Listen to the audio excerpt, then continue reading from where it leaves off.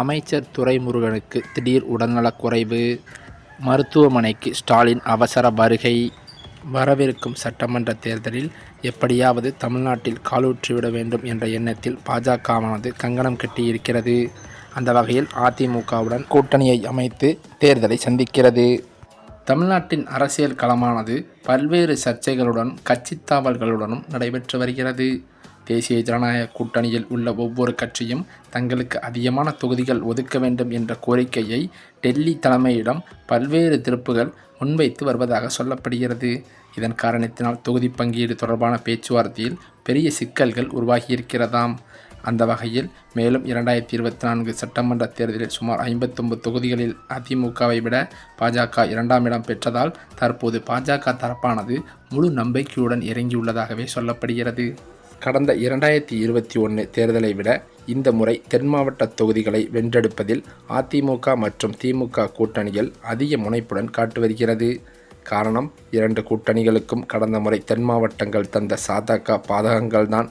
அதாவது, ஜெயலலிதா இருந்த வரைக்கும் தென் மாவட்டங்களில் பெரும்பாலான தொகுதிகள் அதிமுக கோட்டையாகத்தான் இருந்து வந்தது.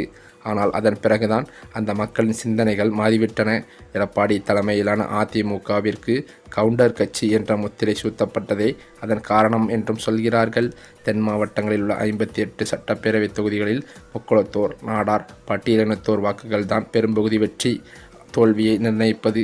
கடந்த தேர்தலில் சசிகலாவுக்கும் தினகரனுக்கும் அதிமுகவுக்கும் வெளியில் நின்றார்கள். ஓபிஎஸ்ஸின் அடித்தளமும் அங்கே ஆடிக்கொண்டுதான் இருந்தது. இதனாலே தான் பழனிசாமிக்கு பாடம் புகட்டுவோம் என புறப்பட்ட தினகரன் தென் மாவட்டங்களில் எஸ்டிபிஐ கட்சியுடன் கூட்டணி ஏற்படுத்தி கொண்டு அதிமுக கூட்டணியின் வெற்றிக்கு பங்கம் உண்டாக்கினார்.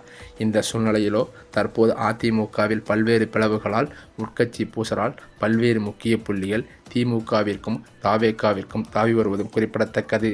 அந்த வரிசையில்தான் தாவேகாவிற்கு தாவியவர்தான் நமது செங்கோட்டையன் அவர்கள். அதே சமயம் தமிழ்நாட்டை பொறுத்தவரையில் வருகின்ற 2026 சட்டமன்ற தேர்தலை எதிர்நோக்கி ஒவ்வொரு நாளும் தமிழ்நாட்டின் அரசியல் களமானது அனல் பறந்து நகர்ந்து கொண்டிருக்கிறது. பல ஆண்டுகளாக திமுக மற்றும் அதிமுக ஆகிய இரு துருவங்களுக்கு இடையே மட்டுமே நடந்து வந்த இந்த போட்டியானது கடந்த சில வருடங்களாக தேமுதிக, நாதக என்று அவ்வப்போது மும்முனை போட்டியாக இருந்தது. ஆனால் தற்போதோ தமிழக வெற்றி கழகம் மற்றும் நாம் தமிழர் கட்சி ஆகியவற்றின் வலுவான தேர்தல் பணிகளால் களம் 4 முனை போட்டியாகவே மாறியிருக்கிறது.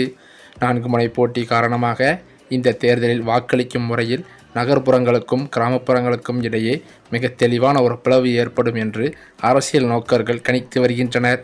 மற்ற தேர்தல்கள் போல இல்லாமல் இந்த முறை நகரம் கிராமம் இடையே வாக்களிக்கும் முறையில் கடுமையான வேறுபாடு இருக்கும் என்கிறார்கள் சிலர். சென்னை, கோவை, மதுரை போன்ற மாநகரங்களில் வளர்ந்து வரும் நகர்ப்புற பகுதிகளிலும் நடிகர் விஜயின் தமிழக வெற்றி கழகம் பெரும் தாக்கத்தை ஏற்படுத்தும் என எதிர்பார்க்கப்படுகிறது. குறிப்பாக முதல் முறை வாக்காளர்கள் மற்றும் மாற்றத்தை விரும்பும் இளைஞர்களின் வாக்குகளை தாவேகா அதிகளவில் இருக்கும் என்றும் சொல்கிறார்கள். அதே சமயம் கிராமப்புறங்களில் புதிய கட்சிகளின் அலை வீசினாலும் தமிழகத்தின் நகர்ப்புற கோட்டைகளில் திராவிட கட்சிகளின் ஆதிக்கம் இன்னமும் குறையவில்லை. முதலமைச்சர் மு.க. ஸ்டாலின் தலைமையிலான திமுக அரசு மகளிர் உரிமை தொகை மற்றும் காலை உணவு திட்டம் போன்ற நேரடி பயன் தரும் திட்டங்கள் மூலம் பெண்களின் ஆதரவை தக்க வைத்து முயல்கிறது. இதனால் சென்னை, திருச்சி, தூத்துக்குடி உள்ளிட்ட நகர்ப்புறங்களில் திமுக வலுவாக இருக்கும் என்றே சொல்லலாம். அதேபோல எடப்பாடி பழனிசாமி தலைமையிலான அதிமுக தனது பலமான அடிமட்ட கிளை கட்டமைப்பு மற்றும் விவசாயம் சார்ந்த வாக்குறுதிகள் மூலம் கிராமப்புறங்களில் தனது செல்வாக்கை மீண்டும் நிலைநாட்ட போராடி வருகிறது. பாரம்பரியமாக கிராமப்புறங்களில் இருக்கும் இரட்டை இலை மற்றும் உதயசூரியன் விசுவாசிகளை உடைப்பது புதிய கட்சிகளுக்கு ஒரு பெரும் சவாலாகவே தான் இருக்கும். 4 முனை போட்டி நிலவுவதால் வெற்றி பெறுவதற்கான வாக்கு சதவீதம் முந்தைய தேர்தல்களை விட குறையவே வாய்ப்பிருக்கிறது. மேலும் அது மட்டுமில்லாமல் தமிழக சட்டசபை தேர்தல் நெருங்கி வரும் நிலையில் தமிழக வெற்றி கழகம் அரசியல் நகர்வுகள் பெரும் பரபரப்பை ஏற்படுத்தியிருக்கிறது. காங்கிரஸ் கட்சியுடன் தாவேகா கூட்டணி அமைக்கக்கூடாது என பாஜக தரப்பில் இருந்து நேரடியாக உத்தரவு பிறப்பிக்கப்பட்டதாக தகவல்களும் வெளியாகி வருகிறது. இதன் தொடர்ச்சியாக தாவேகா தனித்து போட்டியிடும் முடிவுக்கு வந்துள்ளதாக அரசியல் வட்டாரத்திலும் பேசப்பட்டு வருகிறது. தமிழகத்தில் 16வது சட்டசபையின் பதவிக்காலம் முடிவடைய உள்ள நிலையில் ஏப்ரல் மாதத்தில் 17வது சட்டசபைக்கான தேர்தல் நடைபெற இருக்கிறது. இந்த தேர்தலில் திமுக கூட்டணி, அதிமுக கூட்டணி, நாம் தமிழர் மற்றும் தமிழக வெற்றி கழகம் என 4 முனை போட்டி நிலவும் என்றும் சொல்லப்படுகிறது. இந்த சூழ்நிலையிலோ தேசிய ஜனநாயக கூட்டணியில் உள்ள ஒவ்வொரு கட்சியுமே தங்களுக்கு அதிகமான தொகுதிகள் ஒதுக்க வேண்டும் என்ற கோரிக்கையை முன்வைத்து வருகின்றனர்.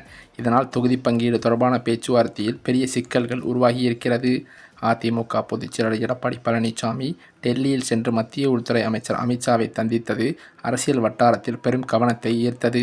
இந்த 2 நிகழ்வுகள் பின்னணியில் உள்ள அரசியல் காரணங்களை பற்றி தற்போது தமிழக அரசியலில் பெரிய தலைவர்கள் மத்தியில் பேச்சுக்களும் அடிபடுகிறது. மேலும் அது மட்டுமில்லாமல் பாஜகவானது தமிழகத்தில் சட்டசபை தேர்தலில் வெற்றியை நாட வேண்டும் என்ற எண்ணத்தில் அதிமுகவையே நம்பியிருக்கும் நிலையில் அதிமுகவின் முக்கிய அமைச்சர்கள் இப்போது சமீபத்தில் பல்வேறு சர்ச்சைகளில் சிக்கி பிரச்சனைகள் மாட்டி வருவது பெரும் அதிர்ச்சியை ஏற்படுத்தியுள்ளது. அது மட்டுமில்லாமல் அதிமுகவிலிருந்து முற்றிலுமாக எடப்பாடி பழனிசாமியும் ஒவ்வொருவராக நீக்கி கொண்டு வருவது பெரும் சர்ச்சையை கிளப்பியுள்ளது. இந்த சூழ்நிலையில் அமைச்சர் துரைமுருகனுக்கு உடல்நலக்குறைவு ஏற்பட்டுள்ளதாக அதிர்ச்சி தகவல்கள் பரவி வருகிறது.